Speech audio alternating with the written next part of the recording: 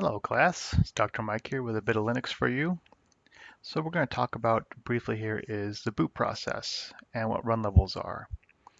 We have some slides up here to help because there's a lot of fiddly bits in here we want to talk about. So first off, um, bootloaders themselves.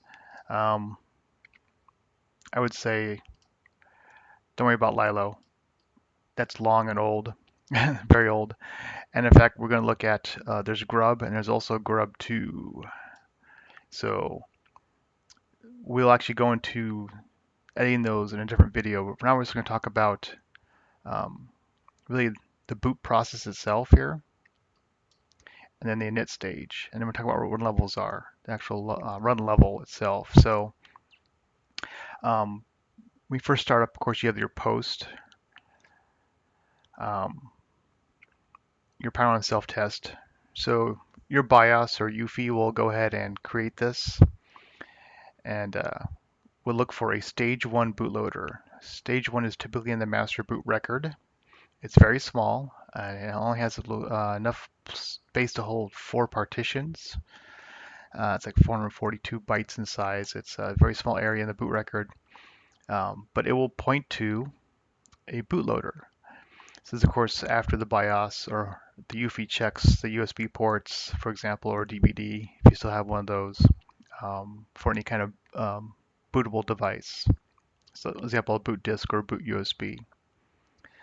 So it's going to find that. I know this is a pretty bad graphic. I just noticed this. It'll check for the bootloader itself. Now that's stage 1 bootloader. Stage 2 is actually in the /boot directory, and that is where our grub and grub2 configuration files will be, as well as in etc. Again, we're going to see there's a difference between these two here. It's going to go and hit the called the init stage. Init is basically your kernel. And it's going to go ahead and read and look for something called the default run level. So the default run level is basically the state of your system. So we'll see here, there's typically 7 run levels, 0 through 6. And they are identified by run level number. This is for init-based systems. Init-based being, I would say the older. You'll see grub and init sort of put together. And System D actually has something called targets. System B will be in Ubuntu. And actually, a lot of newer releases of Linux will actually have this as their primary way to control it. So like I have Pop! OS over here.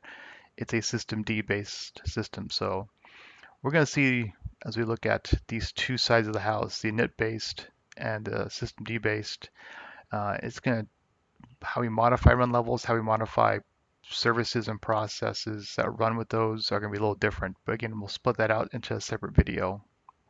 For now, though, you actually have these 6 run levels. 0 being shut off. 1 and 2, these are sort of your emergency modes. There's ways to interrupt the bootloader and actually pass in a run level. A lot of times this will be used for maintenance, so our administrative tasks. So example, single user mode is going to be the very minimal, just the kernel and what's the bare necessities to run the system. No network no network running, no extra drives, things like that mounted. It's the bare minimum. This is where you get into to do some really in-depth maintenance. 2 is the same way, but it's going to have network services, which could be critical. There's times you need to be able to pull maybe rescue information or maybe a backup across the network. What you normally see though is used is 3 and 5. We'll come back to that in a second. 6 is reboot, pretty straightforward. And 4 is really, you can create what you want. It's just a user definable. You can go ahead and use 4, make that your default and do your own custom settings. And again, we'll see we can actually set up what runs, example, web server, print server, during these run levels. So 4 is really reserved, so we're going to skip that here.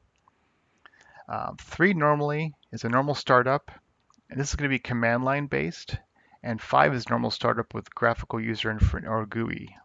So a graphical user display. So most times a desktop, a laptop, or probably a high-end workstation will be running run level 5 or graphical target. 3 or multi-user target is going to be mostly your servers, your rack servers, your file servers, firewalls, web servers. We're going to see that there. So these inits themselves are actually in different locations.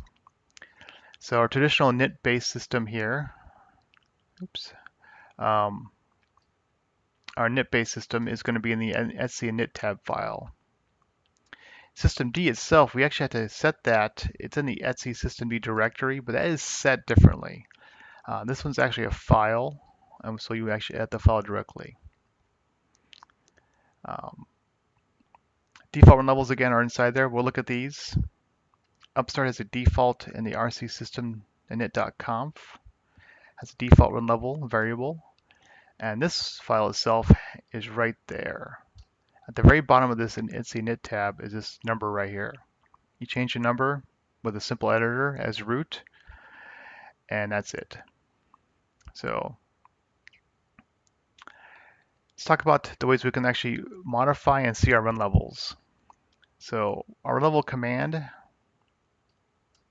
is what we're going to use, and the init command to change it. So again, as a root, you need to be root to actually call init command to do anything. Who are also displays current run level and date time is reached, so it's pretty handy. So let's go ahead and look at run levels. So I'm on Fedora, and the run level command will show me my previous run level, which shows an N, which means I booted into 5, and 5 is our current. So it's previous and current. Now, pretty easy. Again, straightforward command run level. And if I do a init, I can change my run level. Let's go ahead and do a init 3.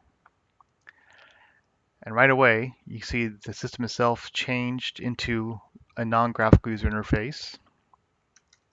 So long as root, you see I am root user. I've logged in as root. If I do run level, you can see it was 5, and now it's 3. And of course, I can do a init 0 or init 6 to reboot. There's a reboot command, which of course will just go ahead and initiate a init 6. And there's a shutdown command, shutdown -h for halt. And you can put a time on it. If I want to shut down in a few minutes, 15 minutes, and you can also echo out a shutdown message with the shutdown command. Or I can just do -n for now, and of course the system has been shut down and disconnected. So we'll come back, we'll look at the bootloaders and we can modify those.